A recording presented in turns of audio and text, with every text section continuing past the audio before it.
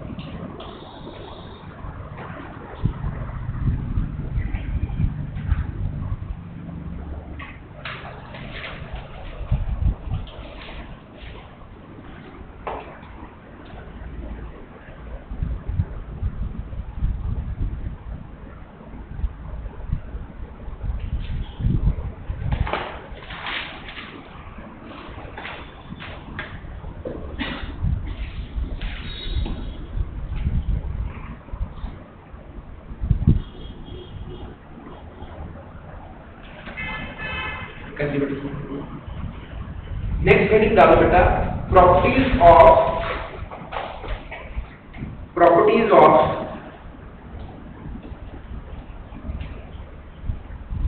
अभी कर रहे हो ना, बना रहे हैं? चलो बना लो, जल्दी से बना लो।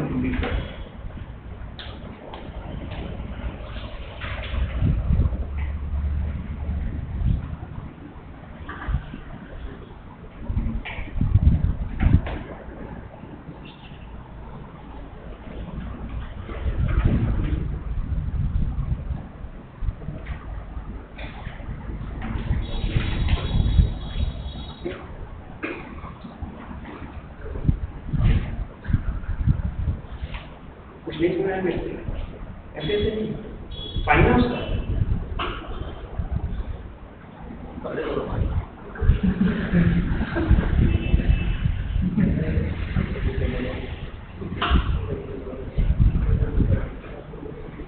कर लिया बेटा सभी। अच्छा ये चीज लिखी रहेगी कि अच्छा यहाँ पर हमारे पास जो सा ऑर्डर आएगा that is potential at C point is greater than potential at B point is greater than potential at C। ये जो आपकी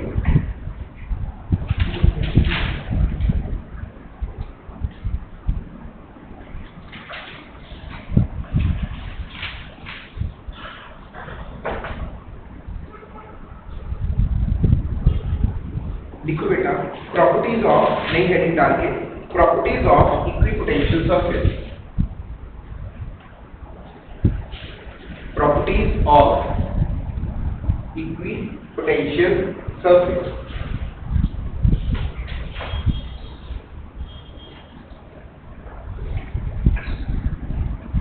और इनके ऊपर बेटा साइड में मार्क कर लो इंपॉर्टेंट, इसके ऊपर क्वेश्चन आ सकते हैं। और फर्स्ट प्रॉपर्टी लिखो,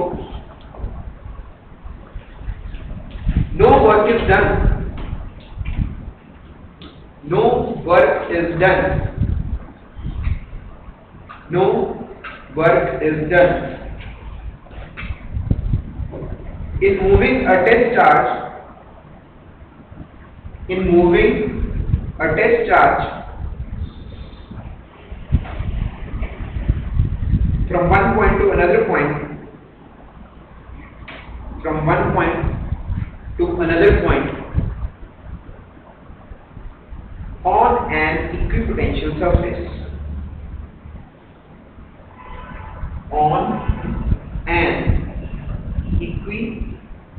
potential surface.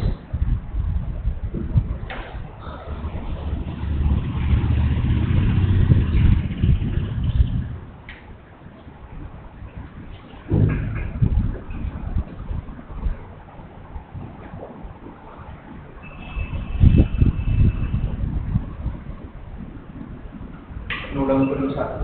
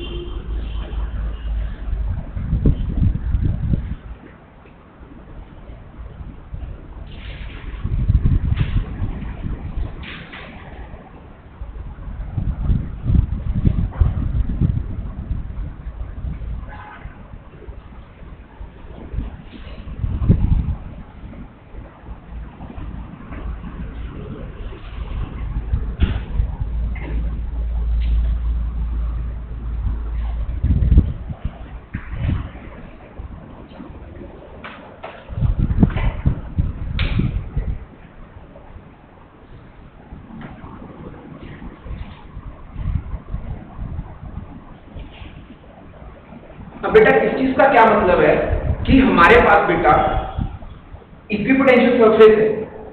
अगर मेरे पास एक चार्ज है, उस चार्ज को मैं ए से उठाकर मूव करता हूं, चार्ज को ए से उठाकर मूव करता हूं और उसको उठाकर बी पॉइंट पर ले आता हूं, राइट। अब हमारे पास पोटेंशियल और पोटेंशियल एनर्जी के बीच में रिलेशन, मैंने आपको बोला था कि देखो बेटा V का फॉर्मूला क्या होता है, that is K Q R, और U का फॉर्मूला क्या होता है, K Q अपॉन R।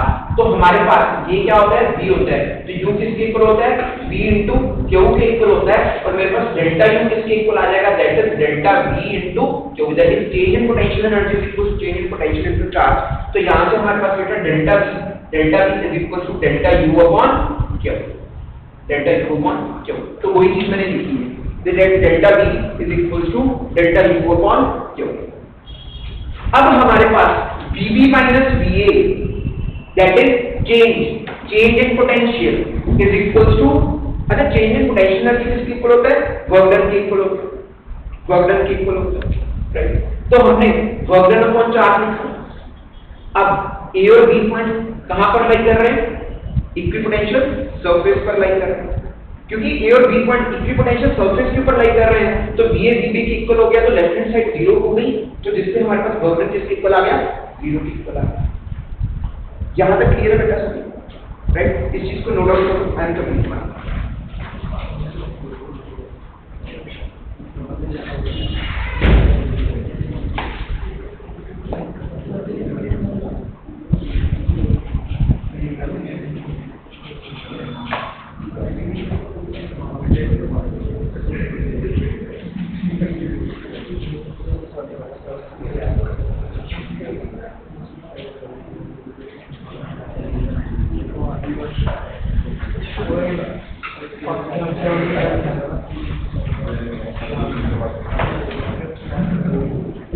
हाँ बेटा पूरे तक ठीक है, राइट, कारण समझ आया। यानी कि अगर मैं किसी चार्ज को, अच्छा मैं A तो चक के पॉइंट में पूरे ले आया, लेट्स से G पॉइंट पर ले आया यहां पर, तो what is the moving the charge from A to G, 0। क्यों, क्योंकि A और G कहां पर लाई कर रहे हैं, इक्विपोटेंशियल सरफेस के ऊपर लाई कर रहे हैं।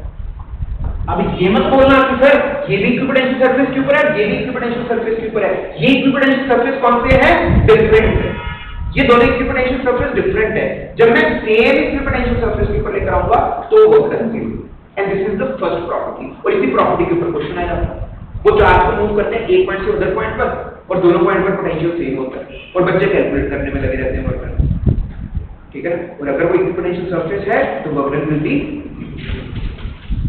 नेक्स्ट लिखो बेटा second property, the electric field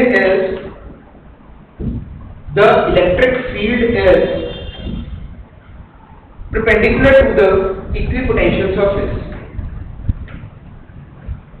The electric field is perpendicular to the electric field is perpendicular to the equipotential surface.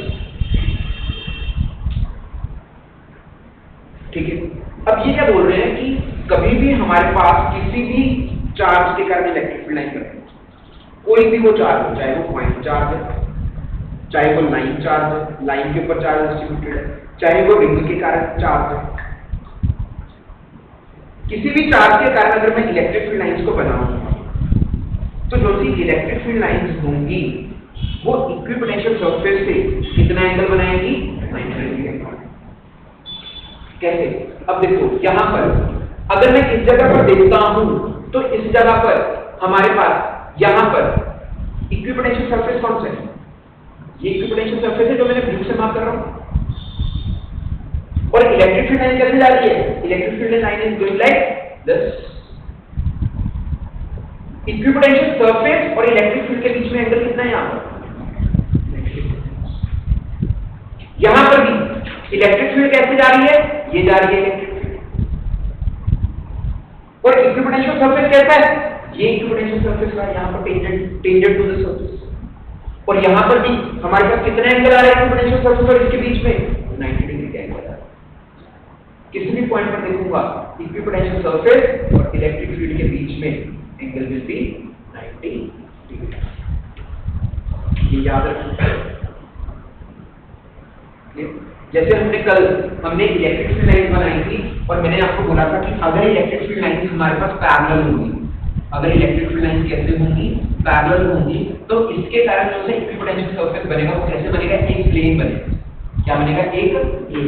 So this is our equipotential surface, this is one equipotential surface, this is second equipotential surface.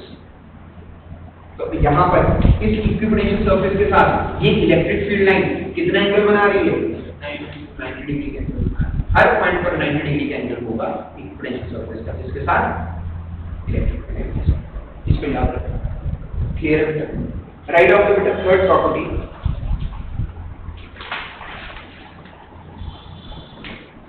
equipotential surfaces indicate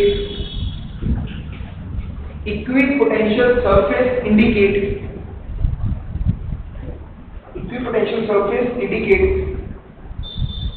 region of equipotential surface indicate region of strong or weak electric field, indicates region of strong or weak electric field.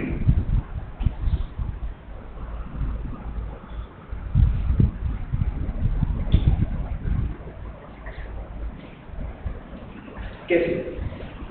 अब देखो बेटा, आपने relation लिखा था, हमने कल मैं आपको एक रिलेशन लिखवाया था मैंने आपको, किसके बीच में? इलेक्ट्रिक फील्ड और पोटेंशियल के बीच। That is E is equals to minus of dV by dr. dV by dr. अच्छा, अब मैं क्या करता हूँ? डेल्टा V, मैं क्या करता हूँ? डेल्टा V को क्या कर देता हूँ? कांस्टेंट कर देता हूँ। कांस्टेंट का क्या मतलब है ये भी मैं आपको बताऊंगा कि मैंने डेल्टा V को कांस्टेंट कैसे किया। अगर मैं डेल्टा V को कांस्टेंट कर देता हूं तो dr मेरे पास इनवर्सली प्रोपोर्शनल आ जाएगा किसके? इलेक्ट्रिक फील्ड, है ना? यह ऊपर चलेगा, E नीचे आ जाएगा। ये सबको दिख रहा है। अच्छा, dV का मतलब कांस्टेंट कैसे? That is change in potential.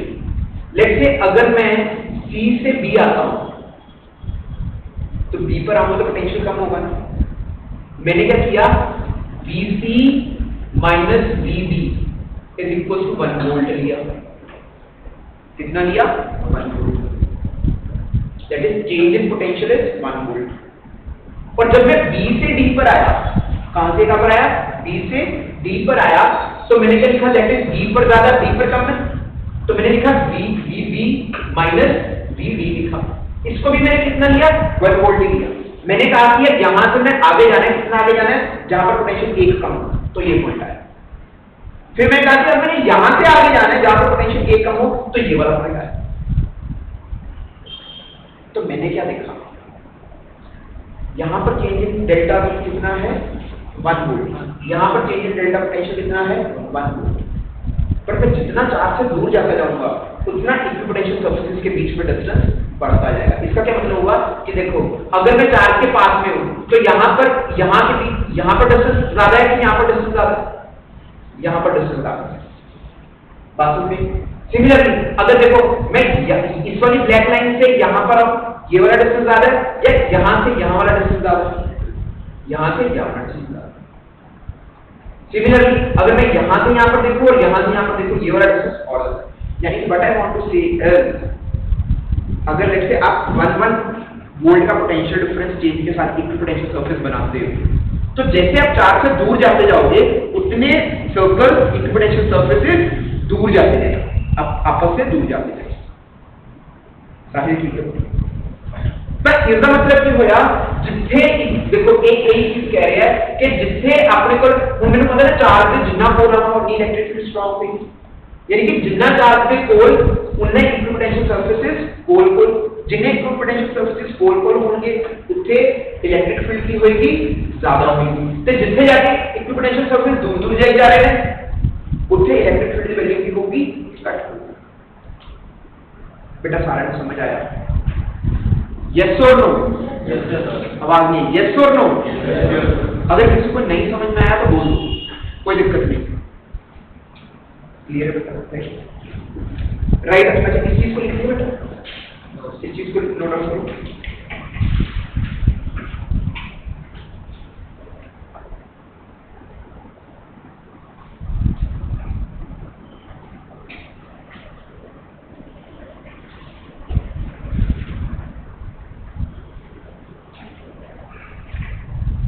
इसमें लिखो बेटा,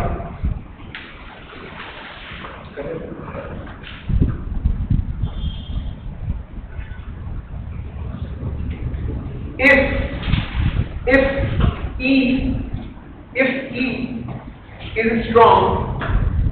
E is strong, लिखो भाई, अभी दोबारा से बोल रहा हूँ,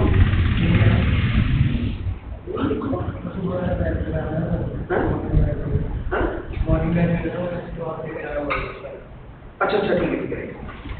If E is strong,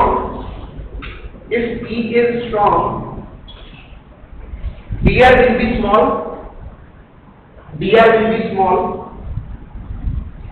that is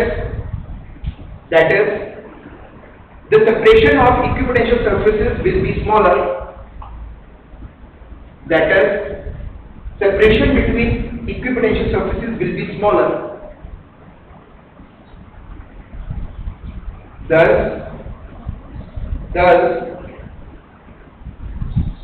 equipotential surfaces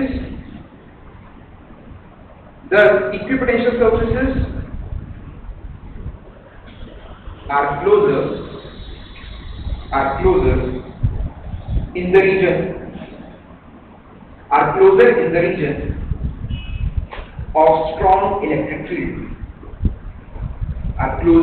region of strong electric field,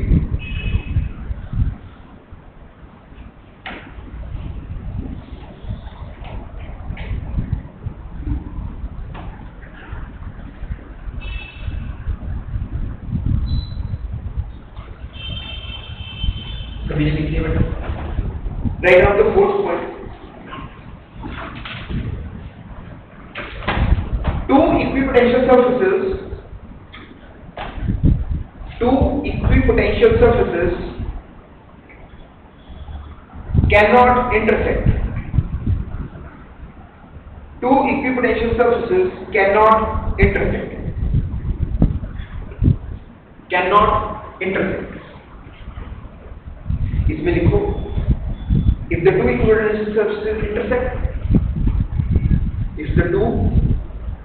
equipotential surfaces intersect, then at the point of intersection, then at the point of intersection there will be two values of electric field potential. Then at the point of intersection there will be two values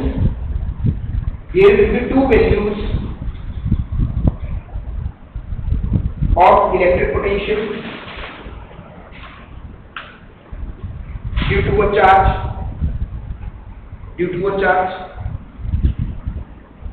Full stop. This is not possible.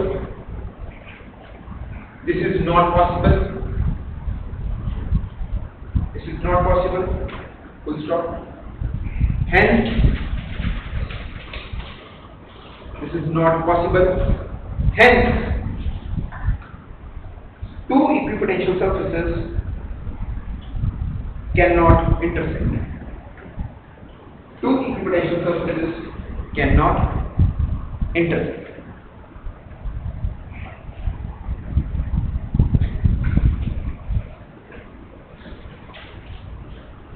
देखो अब ये क्या चीज बोल रहे हैं? देखो equipotential surface वो है जहां पर पोटेंशियल क्या है सेम। मैं लेट से बोलता हूं कि ये जैसा ब्लैक वाला आउटर वाला है, जैसे डी वाला, इन सभी पर पोटेंशियल है 100, इन सभी पॉइंट्स पर पोटेंशियल कितना है 100, सभी पॉइंट्स पर पोटेंशियल 100। अब ये वाला इक्विपोटेंशियल पर पोटेंशियल कितना है, सभी पर लेट से 50, इन सभी पर इक्विपोटेंशियल सरफेस कितना है 50। अब अगर लेट से वो कहते हैं कि लेट से ये दोनों इंटरसेक्ट करते हैं, लेट से दो इक्विपोटेंशियल सरफेसेस इंटरसेक्ट करते हैं, तो इन सभी पर था 100 और इन सभी पर है 50। अब एक पॉइंट पर दो पोटेंशियल तो हो नहीं सकते कि सर इस पर पोटेंशियल 50 भी है और 100 भी है, ये तो पॉसिबल नहीं। अब मैं बोलूं यार एक टाइम पर बंदा दिल्ली में भी है और अमृतसर में भी है, पॉसिबल नहीं है, एक बंदा नहीं पॉसिबल। सिमिलरली एक पॉइंट पर दो पोटेंशियल कैसे हो जाएंगे? तो अगर एक पॉइंट पर दो पोटेंशियल नहीं हो सकते तो कभी भी दो इक्विपोटेंशियल सरफेस इंटरसेक्ट क्लियर है बेटा सभी? श्योर? एक बार सभी पॉइंट्स को रीड आउट करो और लर्न करो and I will ask you one point.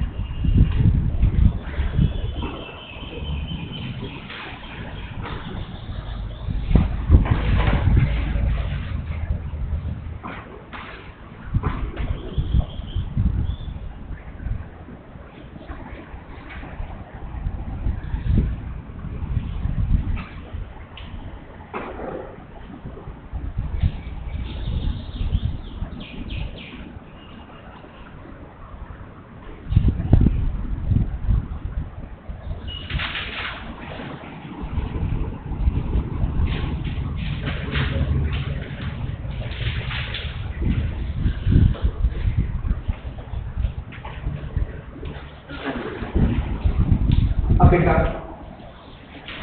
हम एक नया टॉपिक स्टार्ट करने जा रहे हैं, that is electrical capacitance topic start करते हैं। इसका लिंक पुराने वाले के साथ नहीं, तो एक नया टॉपिक है। अगर आप स्टार्टिंग यहाँ से करते हो कि हाँ भैया आज से पढ़ना स्टार्ट करना है और आज से चीजें करनी स्टार्ट करनी है, तो आज से आप स्टार्ट करते हो, इसके साथ पहले के साथ लिए नहीं। इसको स्टार्ट करने से पहले वी विल सी कि अभी तक हमने क्या क्या किया है। ठीक है, डिटेल्ड डिस्कशन किस चीज की है। हमने इस चैप्टर के अंदर सबसे पहले क्या चीज पढ़ी, इलेक्ट्रिक फोर्स पर। इलेक्ट्रिक फोर्स के बाद हमने क्या पढ़ा, इलेक्ट्रिक फील्ड पढ़ी। इलेक्ट्रिक फोर्स कूलम्स लॉ देखा हमने, दो डिफरेंट चार्जेस के बीच में फोर्सेस देखी और उनका वेक्टर सम किया। फिर हमने इलेक्ट्रिक फील्ड देखा, इलेक्ट्रिक फील्ड डिफरेंट चार्जेस के कारण निकाली, एक लाइन चार्ज के कारण निकाली, एक रिंग के कारण इलेक्ट्रिक फील्ड निकाली, डाइपोल के कारण इलेक्ट्रिक फील्ड निकाली, एक्सिस पर निकाली, इक्वेटोरियल लाइन पर निकाली, एनीवेयर ड्यू टू पॉइंट निकाली, शीट के कारण इलेक्ट्रिक फील्ड निकाली, गॉस लॉ किया उसके अंदर। उसके बाद फिर हमने क्या किया, इलेक्ट्रिक पोटेंशियल पर आए, और इलेक्ट्रिक पोटेंशियल के बाद हम किस पर आए, पोटेंशियल एनर्जी पर आए, दैट इज। और अगर हम ध्यान से देखेंगे इलेक्ट्रिक फोर्स का क्या फॉर्मूला है, दैट इज के। अच्छा, इलेक्ट्रिक फोर्स कभी भी एक चार्ज के बीच में नहीं होती, it is always between two charges. तो उसका फॉर्मूला क्या है, K Q1 Q2 over r, that is distance between the charges. Electric field at a point is due to a single charge, is due to a single charge, और उसका formula क्या है, that is K Q upon r। इसके बाद third thing होता है potential. तो potential भी किसके कारण होता है, एक चार्ज के कारण होता है, एक पर्टिकुलर डिस्टेंस, और उसका वैल्यू कितना होता है, that is K Q upon r।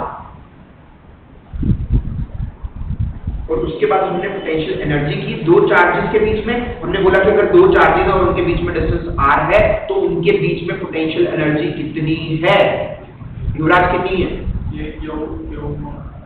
K Q1 Q2 upon r, that is equal to K Q1 Q2 upon r।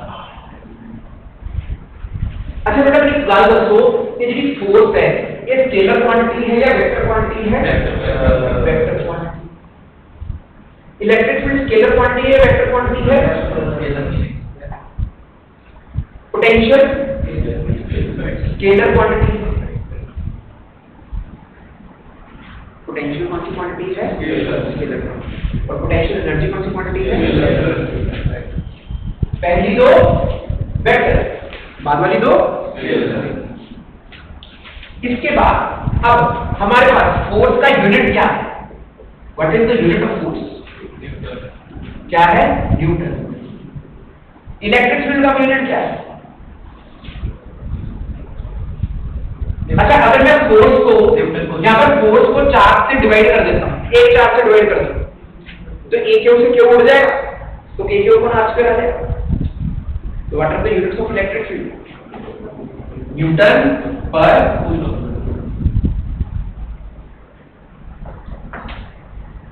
ऐसे यूनिट वोल्ट, वोल्ट, और इसका ऐसा unit joule. This is the energy, और energy is the scalar।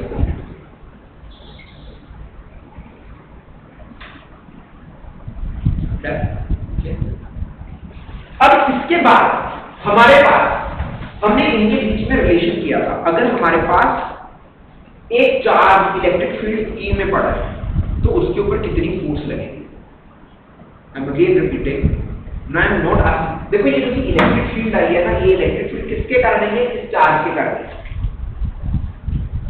अब मैं बोल रहा हूँ कि चार्ज मैंने रखा एक एक्सटर्नल, जैसे मैं कहूँ कि इस रूम के अंदर इलेक्ट्रिक फील्ड है, इलेक्ट्रिक फील्ड कहां से कहां पर जा रही है, इस विंडो से उस विंडो की तरफ जा रही है, इलेक्ट्रिक फील्ड ऐसे करके जा रहा है। तो अगर यहां पर चार्ज पड़ा है तो इस चार्ज के ऊपर फोर्स लगेगी इलेक्ट्रिक फील्ड के अंदर। कभी भी कोई चार्ज इलेक्ट्रिक फील्ड के अंदर आएगा उसके ऊपर फोर्स लगेगी, और फोर्स पॉजिटिव चार्ज के ऊपर लगेगी in the direction of electric field, और नेगेटिव चार्ज के ऊपर लगेगी in the opposite direction of electric field. और उस फोर्स का वैल्यू कितना होगा, अगर आप रिलेशन देखोगे F और E के बीच में, दैट इज अगर आप देखोगे यहां पर एक K के ऊपर r स्क्वायर है, एक K के ऊपर r स्क्वायर है, दैट इज तो यानी F is equal to EQ या Q। This is the relation between force and electric field. This is the relation between force and electric field। यहाँ तक सभी को समझ में आया, ये हमने किया हुआ डिटेल। इसके बाद हमने रिलेशन किया किसके बीच में, that is between electric field and potential. Electric field और पोटेंशियल के बीच में रिलेशन क्या है? इलेक्ट्रिक फील्ड और पोटेंशियल के बीच में रिलेशन देखो क्या है, that is E is equal to minus of dV by dr, E is equal to minus of dV by dr।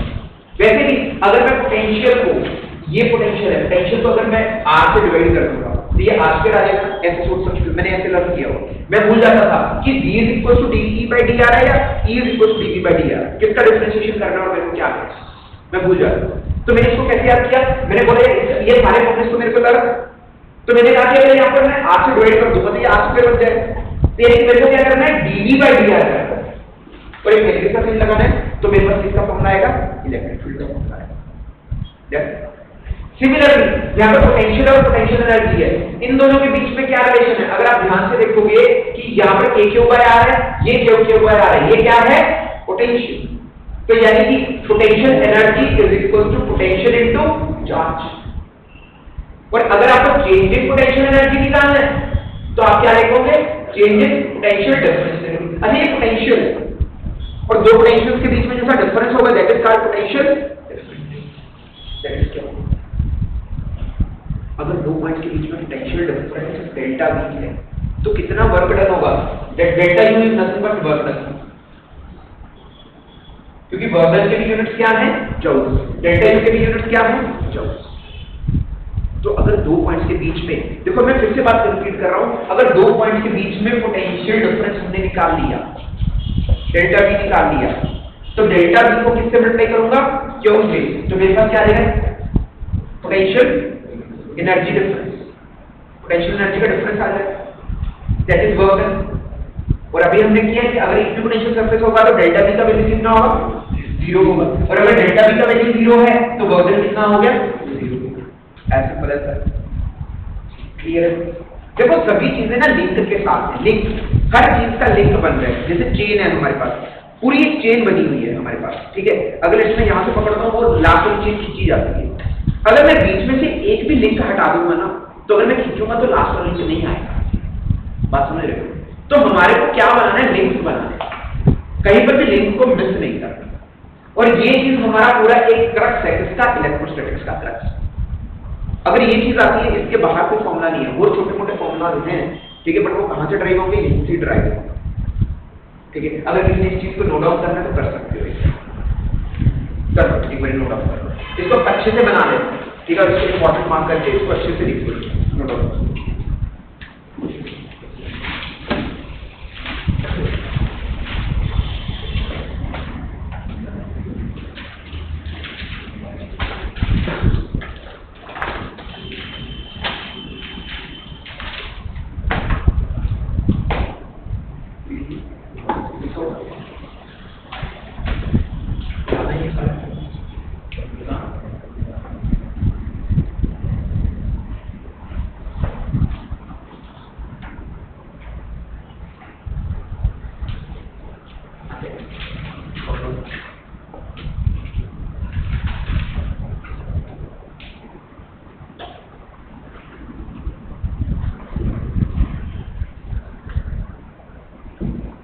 साफ साफ नोट डाउन करना कितनी हैंडराइटिंग समझ में आ रही है।